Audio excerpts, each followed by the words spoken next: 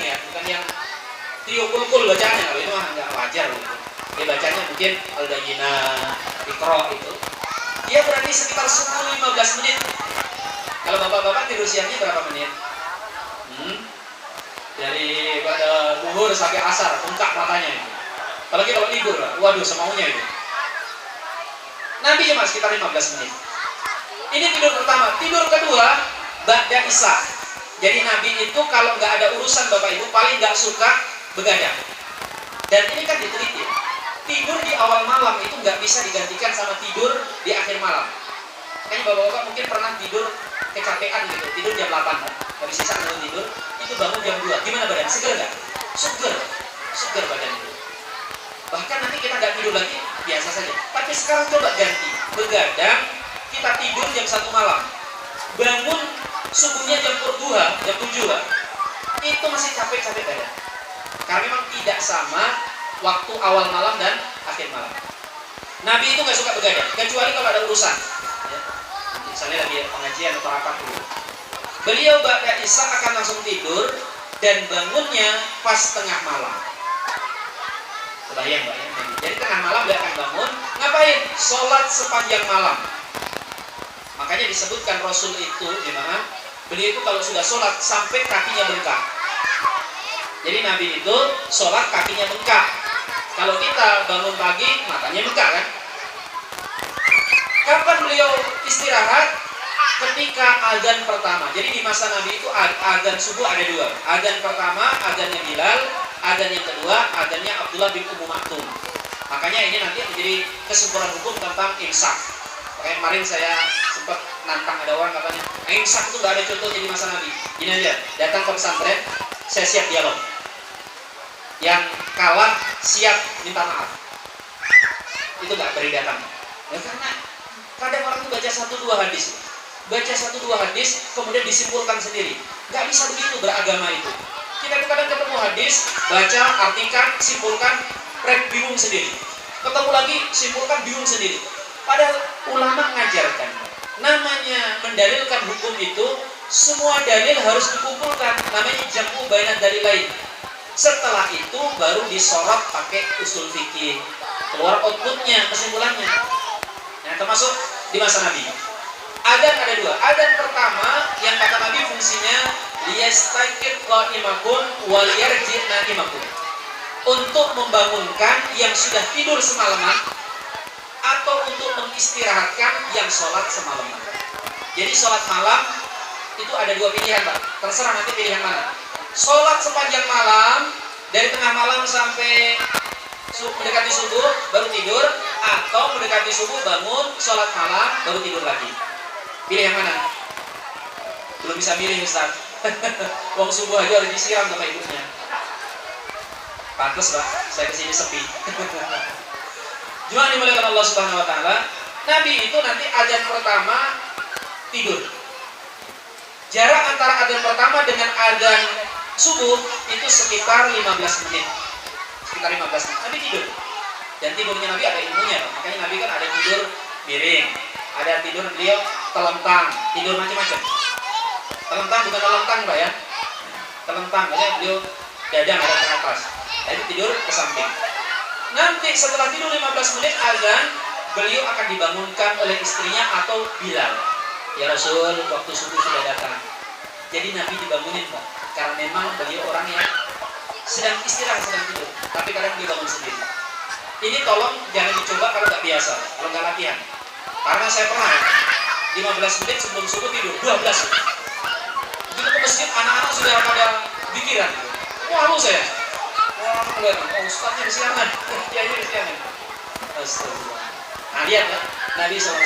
Nah, bapak-bapak tadi tidurnya kata 2 kali. Nah, ini bohong lagi nih.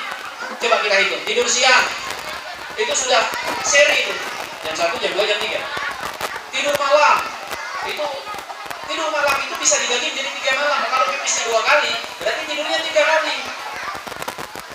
Belum lagi ditambah tidur pas pengajian. Ayo, mana? Udah kaget orangnya. Teratap gitu kan. Waduh, sebut. Pas lagi kerja, tidur juga namanya itu.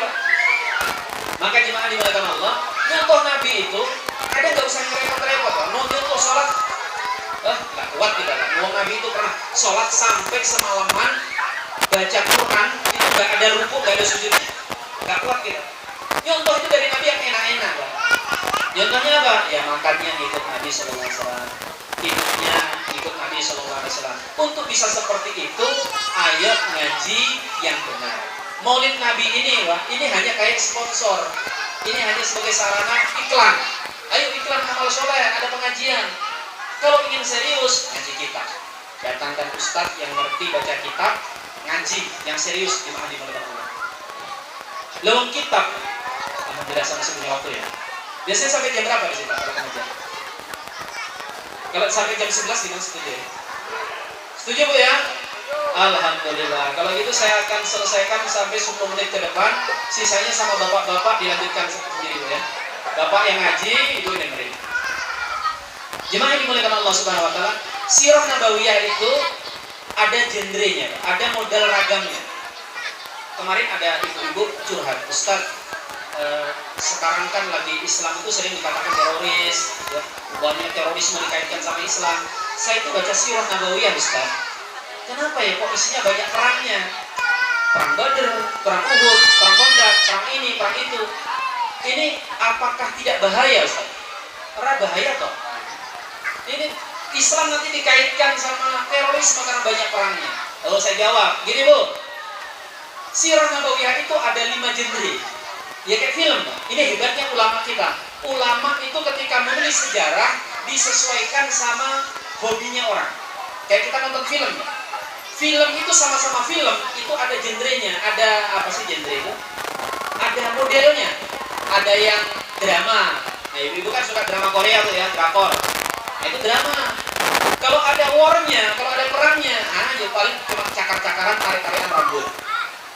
Nanti ada film namanya komedi, betul ya? Kalau dulu zaman kita tahun 80-an, Kasino, Indro, itu kan, itu film yang kocak-kocak. Nanti ada film war, film perang. Ada seperti itu. Nah, sirah nabawiyah itu begitu. Ini banyak orang yang nggak tahu. Yang banyak beredar, yang kita sebut dengan sirah nabawiyah itu diambil dari Tarikh Ibnu Hisham. Ibnu Hisham mengambil dari kitabnya Al-Maghazi li Ibnu Ishaq. Kitab Al-Maghazi karangan Imam Ibnu Ishaq. Maghazi tahu Bapak Ibu, Maghazi itu artinya kitab ghazwah, kitab perang. Jadi memang kitabnya Ibnu Ishaq itu menceritakan perangnya Nabi. Kalau toh ada menceritakan hal-hal lain, itu hanya bumbu-bumbu tambahan. Nah, cuma memang Pak, kalau orang itu kan nonton film, nonton cerita atau baca cerita, yang seru kan perang ya.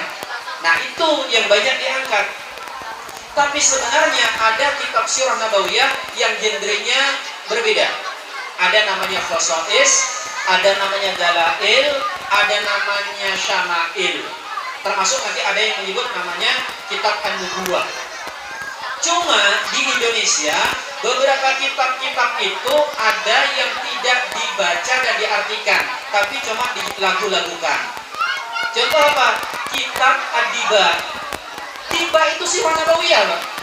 Cuma genrenya beda. Dia bergenre dalail. Kalau di Jawa itu yang terkenal di pesantren-pesantren Dalailul Khairat. Ini ada di beberapa. Saya kemarin di Teluk Pandan ada jemaah bapak-bapak dari Jawa Timur itu pengajian kitab Dalailul Khairat. Saya hadir Pak, semangat saya. Ternyata cuma dinyanyikan.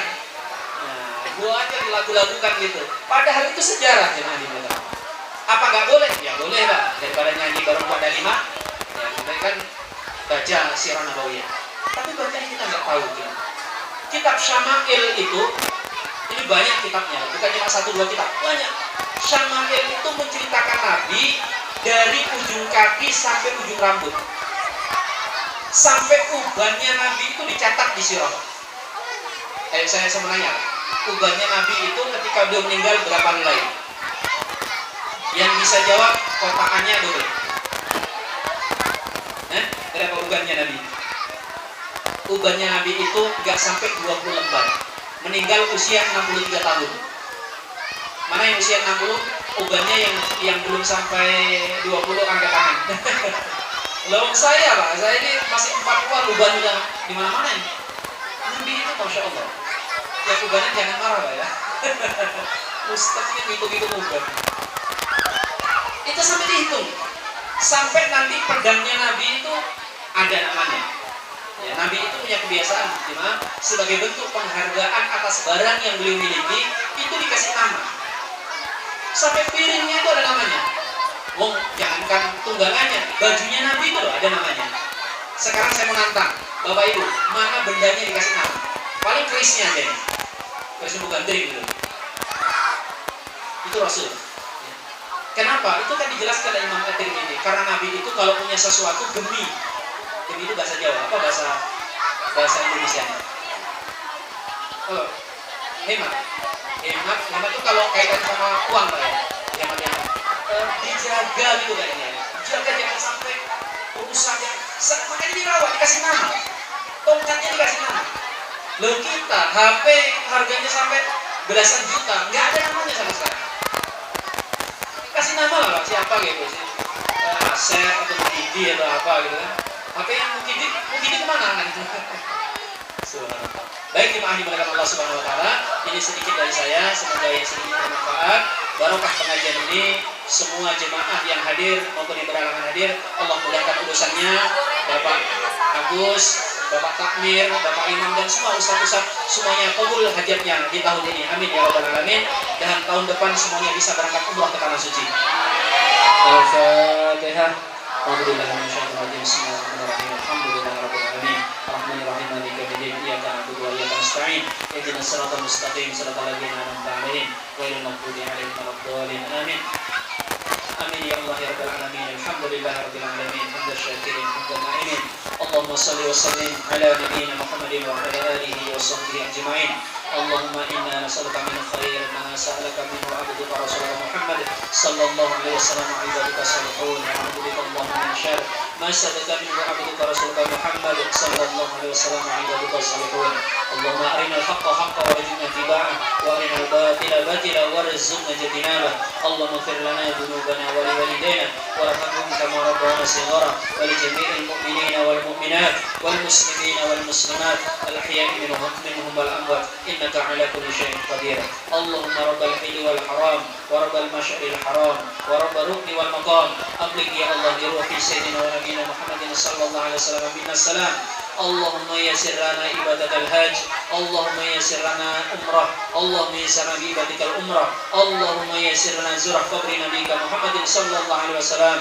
اللهم ربنا تقبل منا إنك أنت السميع العليم وتب علينا إنك أنت التواب الرحيم. ربنا يا ربنا آتنا في الدنيا حسنة وفي الآخرة حسنة وقنا عذاب النار. وصلى الله وسلم على نبينا محمد وعلى آله وصحبه أجمعين. سبحان ربك رب العزة عما يصفون والسلام على المرسلين والحمد لله رب العالمين. Assalamualaikum warahmatullahi wabarakatuh.